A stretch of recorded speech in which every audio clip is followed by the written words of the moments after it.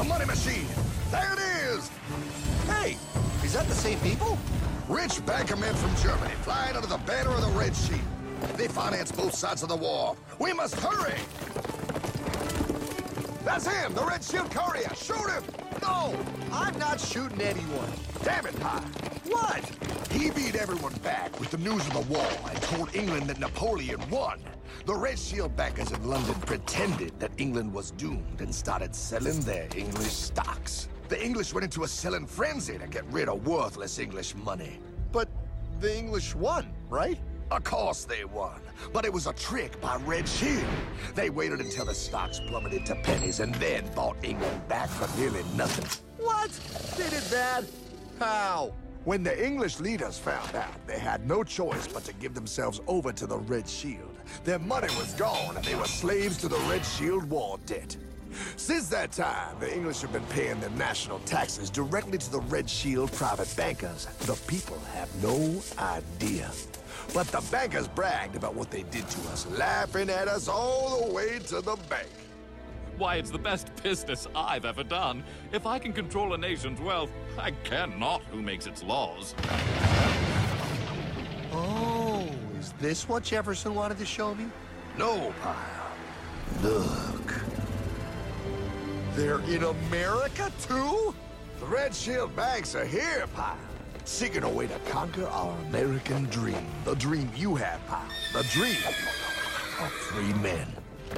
They tried to take over our country many times and failed because Jefferson and the Patriots vowed to stop the evil tyrants at all costs. By authority of eternal God, he would not let the bankers win here. To preserve our independence, we must not let our rulers load us with perpetual debt. We must make our choice between economy and liberty or profusion and servitude. Wow. I place economy among the first and most important of Republican virtues, and public debt is the greatest of the dangers to be feared. It is incumbent on every generation to pay its own debts as it goes. We must have a central bank to secure this country's finances. If the American people ever allow private banks to control the issue of their money, first by inflation and then by deflation, the banks and corporations that will grow up around them will deprive the people of their property until their children will wake up homeless on the very continent their fathers conquered. Jefferson, you're mad. This country will have a central bank. Who's that? America's first Secretary of Treasury. Alexander Hamilton? Not for long. Aaron Burr, Thomas Jefferson's vice president. They didn't take too kindly to our first sec treasury. Sweet shot, Burr. The first attempt at a central bank only lasted 20 years, and we shut it down. But the bankers tried again against Old Hickory President Andrew Jackson. You are a den of vipers and thieves. I intend to rout you out. Then by the eternal God, I will rout you out. After surviving an assassination attempt, Jackson finally defeated the bank in 1836. When asked what was the greatest accomplishment in his life, Old Hickory replied, I killed the bank. And those were his last words. I killed the bank. And with real money backed with real gold, our country experienced the greatest boom in any nation's history. Oh, it was beautiful, pal. But the bankers, greedy for more power and wealth, were concocting their most ambitious plan yet to once and for all take control of the finances of the United States. In 1910, a secret meeting was held at a J.P. Morgan estate on Jekyll Island off the coast of Georgia. This meeting was so secretive, so concealed from government and public knowledge that the 10 attendees used code names. I am clearly the richest man, so I should be the one to run the super-secret central bank. I own all the oil in America. I'm clearly richer than you will ever be, hula girl. I should run the super-secret central bank. You're nothing compared to me, lube job. I shall run the secret bank. Silence! Supreme Master Leader, I didn't know you were gonna be here. I'm not. Neither are you, dumbass. Oh, yeah, right. He's so smart. None of you shall run the bank. We have failed in the past because of openness. This time, the key to success is secrecy. The people must believe that they run the bank. Yes, brilliant! A sneak attack. What's the plan? We first create panic, then we show them the solution. With our man in office and well-planned timing, we will have our central bank. And so the people think it is theirs. We shall christen it Federal. The Federal Reserve.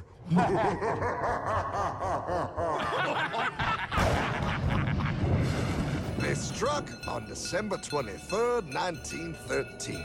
When most of our Congress were at home eating fruitcake, these bastards, I mean bankers, presented their treasonous act to their newly elected accomplice, Woodrow Wilson, who had fortuitously already agreed to sign it before he was even elected. Wait, the IRS? I thought we always had the IRS. No, pal. They did this to us too. The Fed now has the exclusive power to print America's money. They loan this money to our banks and our government at interest, putting immediate debt on our own money, printing more and more, so each dollar they print becomes worth less than the one before.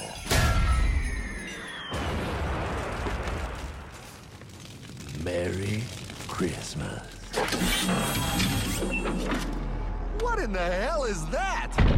That, pie, is how our government now must pay back these debts to the Fed. Your taxes do not go to your government. They don't? It's the greatest theft in human history. But, oh, okay, I mean, I sort of get what you're saying, but it's all so confusing. And really, Hartman, I don't see how it affects me at all. If I had more money, none of this would have happened. Hartman?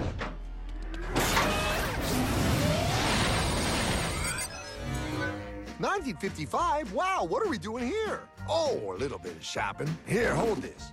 Gallon of gas, 23 cents. Postage stamp, 3 cents. Ounce of gold, $35. Hot baby, priceless. Best be getting back. Hey, Hartman! I need my car, man! Oh, was that Michael J? Yeah, he'll be fine.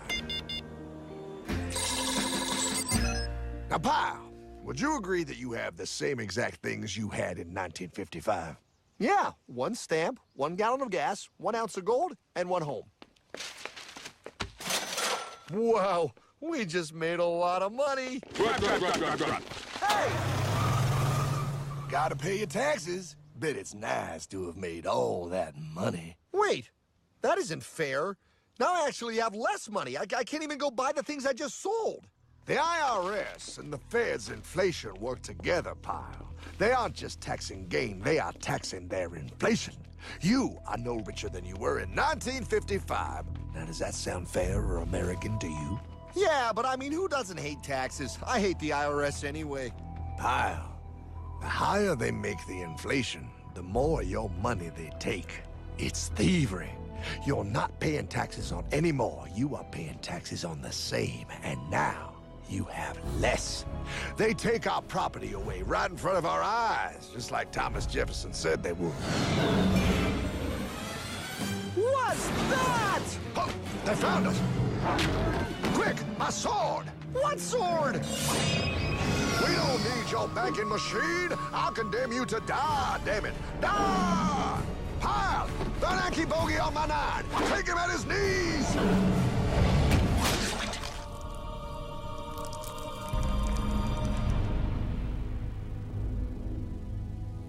For we are opposed around the world by a monolithic and ruthless conspiracy that relies primarily on covert means for expanding its sphere of influence. What's happening? Where am I? I believe perhaps you understand now, pal, but you are afraid. JFK. Hartman, what does this have to do with my house and my dog? Oh, okay, that's enough. I want to go home now. This is the last president to stand up to the Fed. You must see. On June 4, 1963, President Kennedy signed Executive Order 11110. This executive order empowered the U.S. Treasury to issue real money without the Fed. It would have worked. Kennedy's plan to dismantle the Federal Reserve machine had begun. But 6 months later, John F. Kennedy went to Dallas and never returned.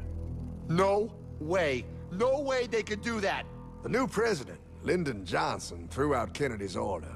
And since JFK, no president has dared confront the secret powers behind the Federal Reserve. They consolidate bigger and bigger banks, print more and more money, accountable to no one, decimating our nation's wealth for the benefit of a few. Why? Why do this? If they hurt us, it hurts the global bankers too. No, pal. They are protected. They are too big to fail. But I'm not. Those sons of bitches! Sons of bitches all.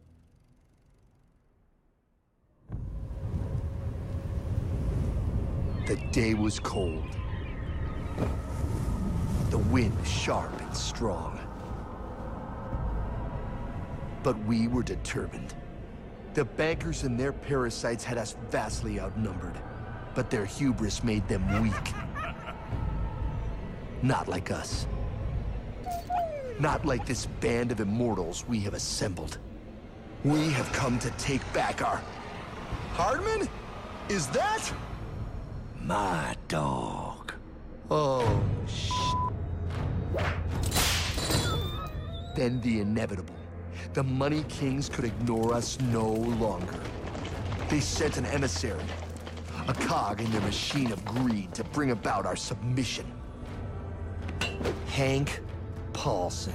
Hardman, this is blasphemy. We own the corners of the earth. It is futile to challenge us. Oh, I've seen that look before. That of a predator taking in the scent of its prey. Bold, fearless, the look of a free man.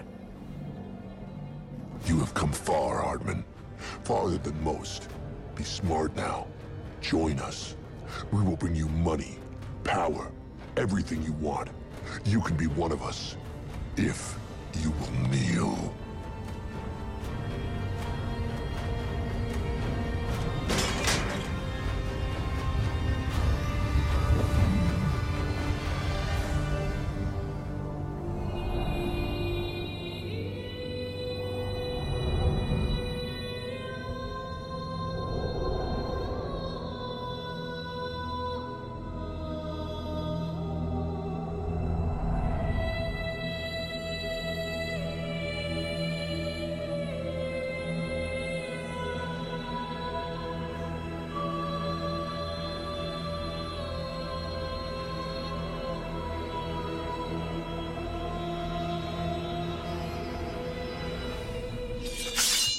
Madman.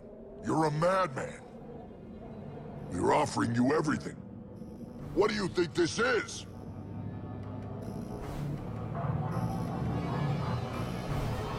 This is America!